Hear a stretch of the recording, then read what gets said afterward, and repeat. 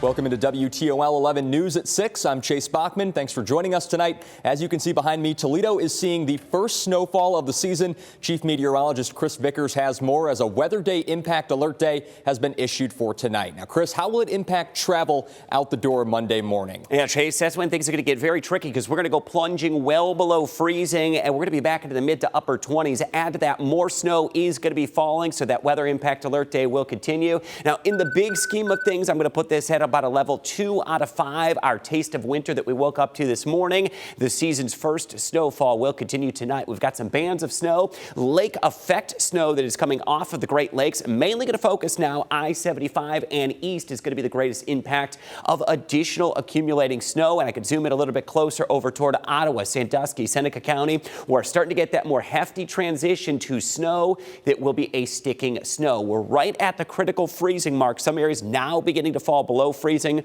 which means it is going to turn icy and slippery tonight. Now, depending on where you are, should be an inch or less of snow west of I-75, where you got the heavier totals earlier today. East of Toledo could be 1 to 2 inches with a few bursts of heavier snow that may try to develop overnight tonight. We'll carry that alert day into Monday. Highs barely make it above freezing, and then we'll dig out of the deep freeze, 40s and 50s as we go through the middle of the upcoming work week. I'll have more in my hour-by-hour forecast and highlight that snowfall projection map. That will be coming up. Chase, back over to you. All right, thanks, Chris. Williams County is still under a level 1 snow emergency.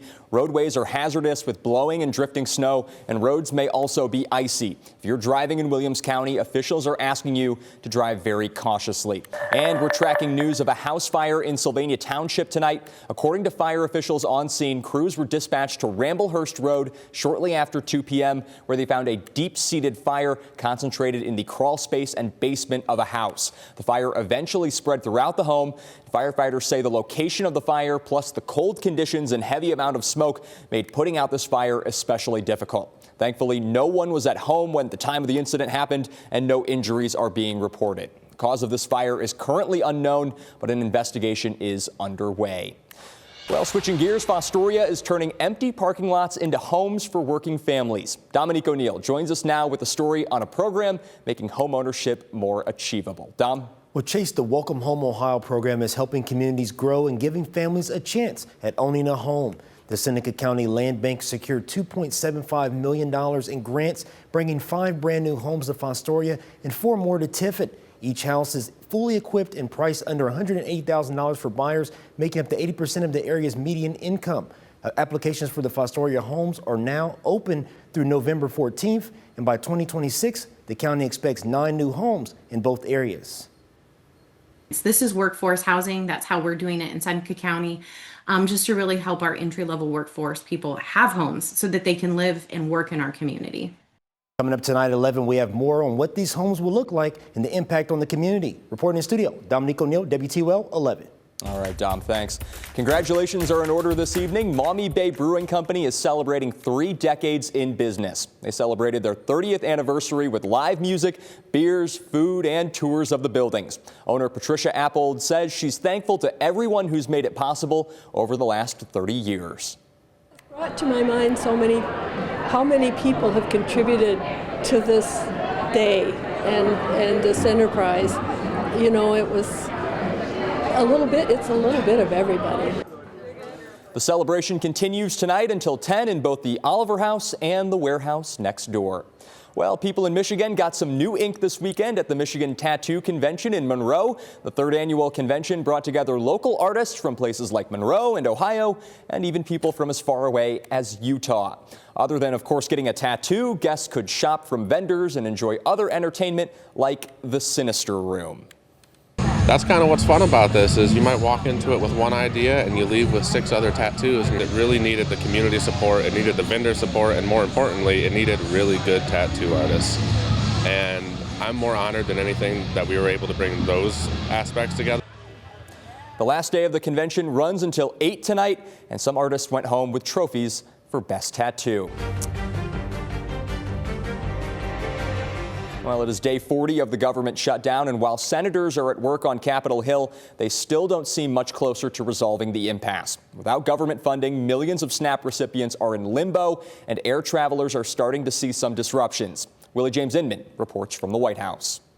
Senators returned to Capitol Hill for a rare Sunday session aimed at ending the ongoing government shutdown. As they worked through the weekend, the two parties still appeared far apart on a deal to end the stalemate, with Democrats pushing for a one-year extension of health care tax credits, and Republicans arguing Democrats must first vote on a funding measure before they'll discuss the issue. The Democrat leader's proposal is a non-starter for the Republican majority. Doing nothing is derelict because people will go bankrupt, people will lose insurance, people will get sicker. The shutdown continues to impact more than 40 million Americans who rely on SNAP food assistance. While there's legal debate over keeping the program funded, benefits remain in jeopardy. I don't know how long the shutdown's going to last, and if we don't get SNAP until the shutdown's over, we could end up literally starving. Air travelers are also feeling the shutdown's impact. The FAA has imposed flight restrictions on 40 U.S. airports to relieve some of the pressure on air traffic controllers. Since cuts began on Friday, more than 1,000 flights have been canceled each day. So I'm just rolling with the punches. I'm never in a hurry, but hopefully things get back on track soon so everybody can get the business time taken care of. Transportation Secretary Sean Duffy warned on Fox News Sunday travel disruptions could get worse. As I look 2 weeks out, as we get closer to Thanksgiving travel, listen, I think what's going to happen is you're going to have air travel slow to a trickle. As everyone wants to travel to see their families, I think we're going to see air traffic controllers, very few of them coming to work. Multiple airlines are offering ticketed travelers rebooking and refund options because of the shutdown. Willie James Inman, CBS News, Washington. And passengers at airports across the country are dealing with mass flight delays and cancellations. The government shut down. Millions of federal workers are not getting paid. TSA agents and air traffic controllers are still expected to come to work, but many are calling out because they can't afford to come in or the need for childcare. The sick calls are causing staffing shortages at airports and aviation support facilities across the country. And without enough staff, they cannot operate safely. I have more complaints coming into the FAA from pilots who are saying that air traffic controllers are not as responsive. The FAA says it will gradually reduce air traffic by up to 10% by November 14th at 40 major airports. The decision could cut thousands of flights a day. The weather's also playing a factor. Parts of the Midwest and northern New England are seeing snow or heavy rain right now. All of this coming right before Thanksgiving. As of earlier this afternoon, more than 7,000 flights were delayed across the country and more than 2,000 were canceled. That's according to FlightAware. Well, millions of people who rely on food aid are now stuck in uncertainty as the U.S. Department of Agriculture is now telling states to stop full food stamp benefits. The agency's new directive issued Saturday warns of serious consequences for states that ignore it. States were also told to immediately undo steps taken to issue full benefits for the month of November. A Supreme Court order late Friday paused a lower court's mandate for full SNAP payments. Well, still to come, it's the most wonderful time of the year to do your holiday shopping. We'll take a look at projected prices for your presents across the nation. And maybe the snow's put you in the mood for some of that holiday shopping. Still the continued snow risk, especially east of I-75 back into the Toledo metro. How much additional snow will fall? I'll break that down in my hour-by-hour forecast coming up next.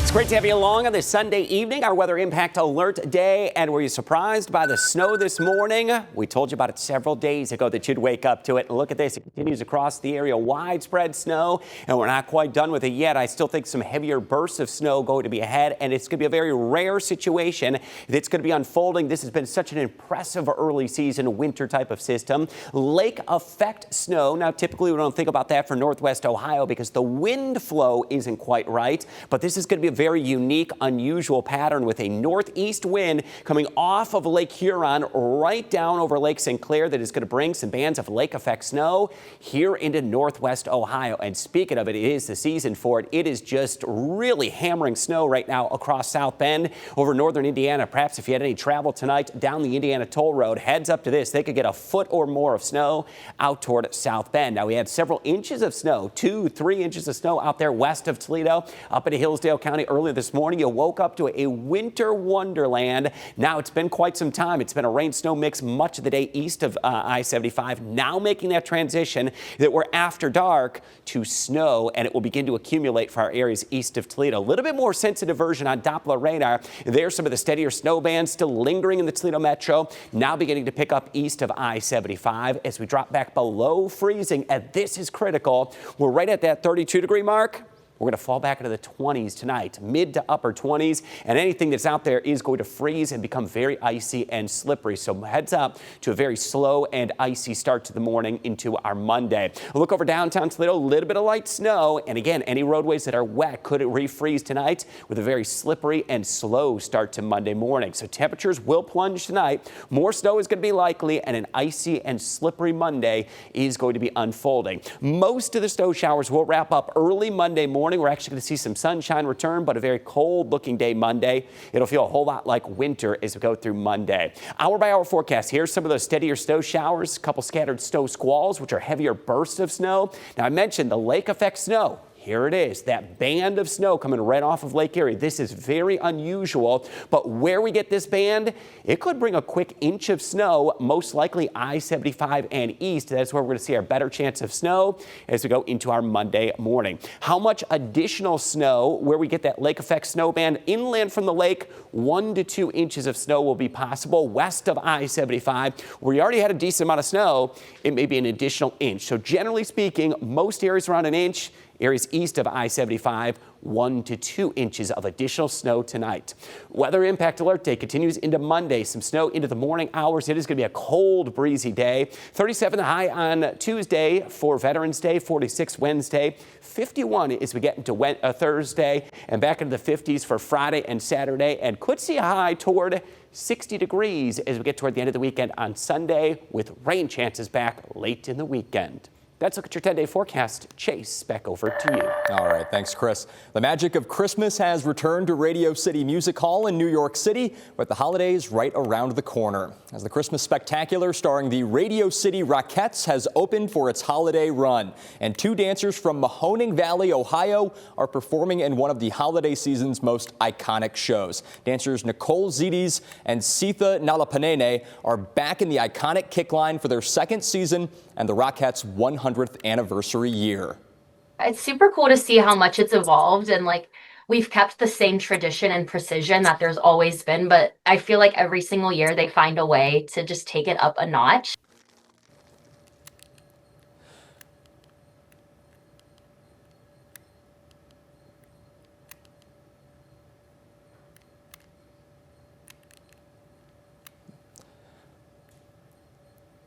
And with many Americans expressing concern during the government shutdown, the National Retail Federation still expects record spending. Allie Bauman has more from New York.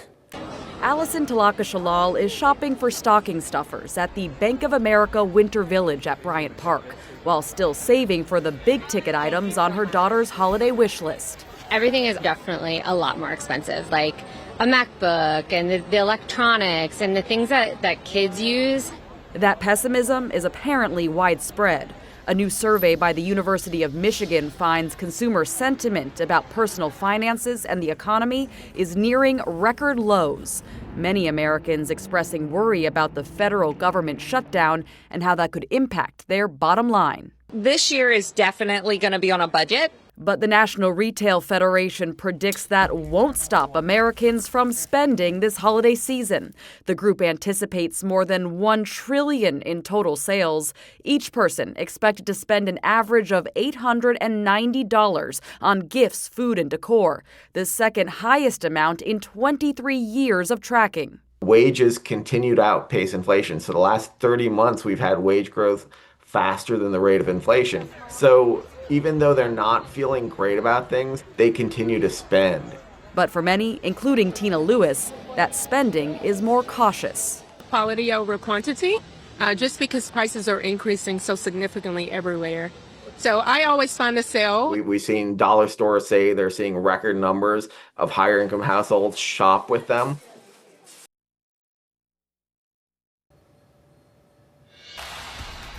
All right, when we return, the Browns took on the Jets this afternoon. We recap that game. Plus, 2 Cleveland Guardians players have been indicted on bribery charges. We have the details. And the Toledo women's basketball team had their first game at Savage this season. We recap that game and more coming up next in sports.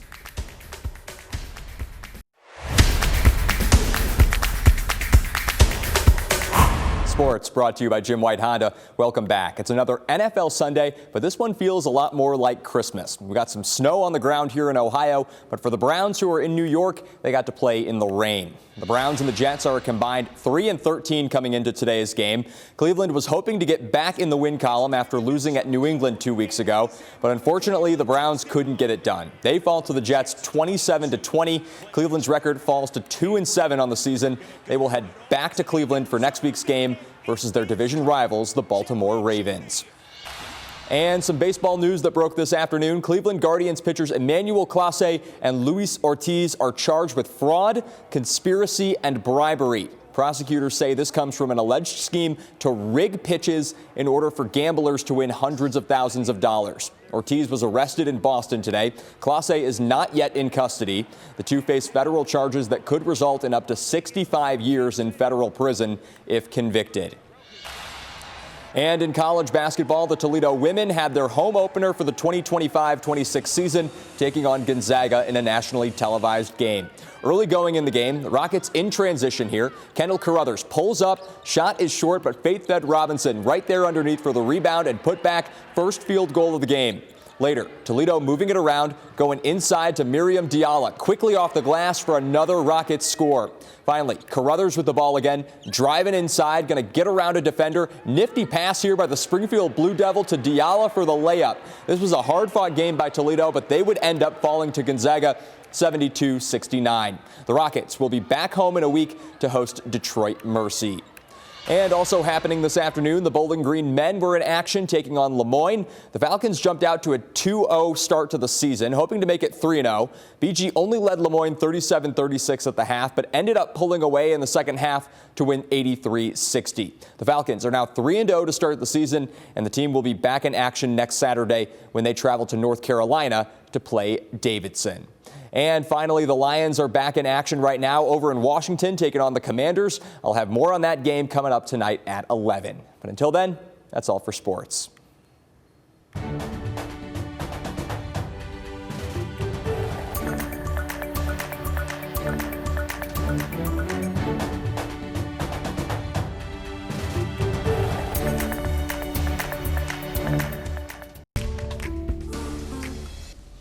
Welcome back in. 36 years ago, on November 9th, 1989, East Germany opened its borders, allowing East and West German citizens to travel freely between the two countries.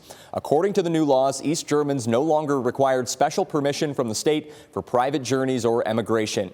Permanent emigration between East and West Germany was also to be allowed at all border crossing points. Soon after the announcement, thousands of East and West Germans celebrated at the Berlin Wall along the symbol of the two countries' divisions. Meanwhile, East Berliners crossed over to West Germany by simply showing their ID cards to the sentries. And if you're feeling hungry, today is National Fried Chicken Sandwich Day. It is believed the tasty holiday started back in the 1930s, and since then, people haven't been able to get enough. Multiple fast food chains will celebrate the day with special deals and discounts.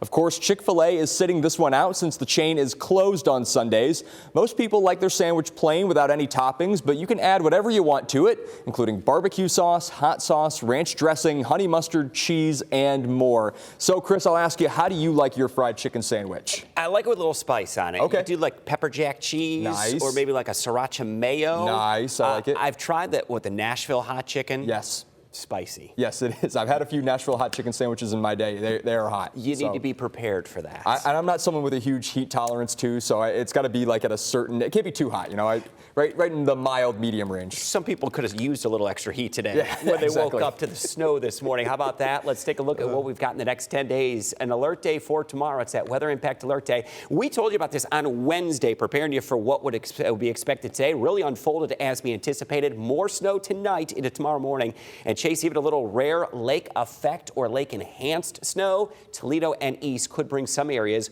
1 to 2 inches of additional snow by daybreak Monday. So we could have some delays, some slippery travel, not only tonight, but into the morning tomorrow. So we'll be back in the mid-20s. 37 the high on Tuesday, 46 into Wednesday. 50s return late week and toward the upcoming weekend. A reminder tomorrow, huge anniversary too, honoring the 50th anniversary of the Edmund Fitzgerald. You can watch our exclusive WTOL 11 extended special right now on WTOL 11 Plus, also on our YouTube page, and we'll have a live special tomorrow. Tune in at 5:30 p.m. Absolutely. All right. Thank you, Chris, so much.